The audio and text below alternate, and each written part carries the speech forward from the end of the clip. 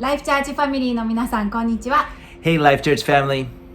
前回は威厳についてのメッセージがありましたけれども、皆さんはどう感じられたでしょうか。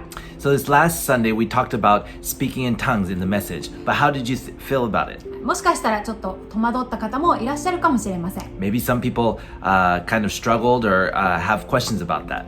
今日は少し違った観点からこの威厳を見てみたいと思います。 So from a different angle today, we just want to look at a few things about speaking in tongues. 神様が目的を持って、作られたこの威厳の素晴らしさ、美しさを知ることができればと思います。 Today we would just hope that we would more and more understand and know the blessing and the amazing part of speaking in tongues. 威厳は霊の祈りですとメッセージでお伝えしました。 In the message, we talked about that it was a spiritual language. 旧約聖書にあるバベルの塔のストーリーとこの威厳が実は深く関わっているんです。 And we just look back in the Old Testament and see how speaking in tongues and actually the story of the Tower of Babel is very closely connected. 創世記の11章1節 In Genesis 11:1, さて全地は一つの言葉、一つの話し言葉であった。 it says, Now the whole world had one language and one common speech. この人々がバベルの塔を建てていた当時は、外国語がなくて一つの言葉しかありませんでした。 When they were building the Tower of Babel, there wasn't many languages. There was just one unifying language. ですから彼らの中にはお互いの一致がありました。 And so because of that, they all had a oneness, a connection. ところが彼らのこのバベルの塔を建てる動機、心が間違っていました。 But the thing that we can see is that their heart behind building the tower was completely not from God. 神様は彼らの心を見て6節でこのように言いました。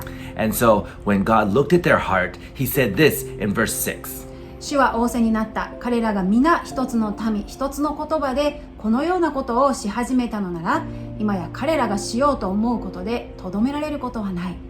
The Lord said, If as one people speaking the same language they have begun to do this, then nothing they plan to do will be impossible for them.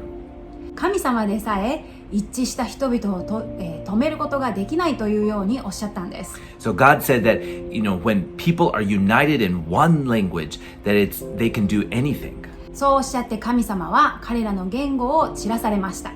And so because of that, he separated and gave them multiple languages. バベルという言葉は混乱という意味も表しています。 And the word Babel actually has the meaning of confusion. その後人々はコミュニケーションを取れなくなってしまったので散らされていきました。 And so because of the multiple languages that they started speaking, they didn't have any unity and were scattered. そして新約時代に入ってイエス様が来られました。 And so in the New Testament, as Jesus came, イエス様はこの、引き裂かれたもの、散らされたものをもう一度一つにするために、回復するために、十字架にかかられました。 And so what had been scattered, what had been there was no unity in, he came to bring unity, to bring oneness. ゼパニヤ書3章の9節 In Zephaniah chapter 3 verse 9, その時私は国々の民の唇を変えて清くする。彼らは皆主の皆によって祈り、一つになって主に仕える。 it says, For then I will restore to the people a pure language, that they all may call on the name of the Lord to serve him with one accord. その時とはイエス様が来られる、救い主が来られる時のことを指しています。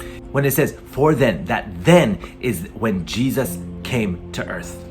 また、英語の訳を見ると、清い言葉を回復させるという言葉が用いられています。 And we can see that it says it's a restored and pure language. イエス様の、一番大きな目的は私たちと神様の関係を回復させることでした。 The biggest reason that Jesus came was to restore our relationship with him. 私たちはこの与えられた威厳がこのイエス様の回復の技を表す一つの現れです。 And speaking in tongues is one of the manifestations or one of the ways that we can see that unity being brought back together.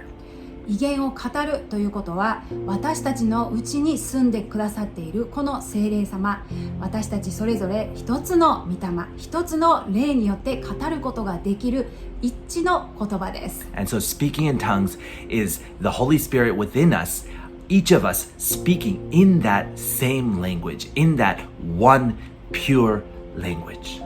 バベルの塔の時代に人々の言葉が一つで一致していたように、And just like how everyone had a same language when they were building the Tower of Babel, 私たちがこの威厳で語るときに、 so when we also speak in tongues, 私たちはこの清い霊によって一致の言葉を語ることができます。 we can speak in this restored and pure language that we have been given. このシェアを通してまたもう少し威厳の理解について深まればと思います。 And just hoping that through this share that you'll understand a little bit more about the beautiful gift that we have been given in speaking in tongues. また日曜日にオンサイトでお会いしましょう。 We look forward to seeing you on site this Sunday. さよなら。 Bye.